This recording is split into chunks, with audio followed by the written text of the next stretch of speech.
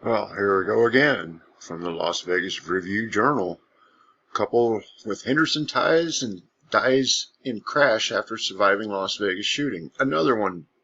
What the hell is up with all these survivors dying right afterwards? This is crazy.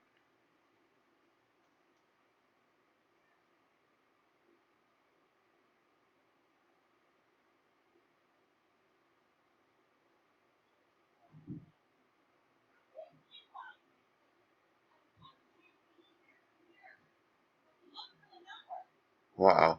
Crazy. Absolutely crazy. I'll leave the link in the description. But yeah, something needs to be done. Why do these people keep dying? Rest in peace, Lorraine and Dennis Carver.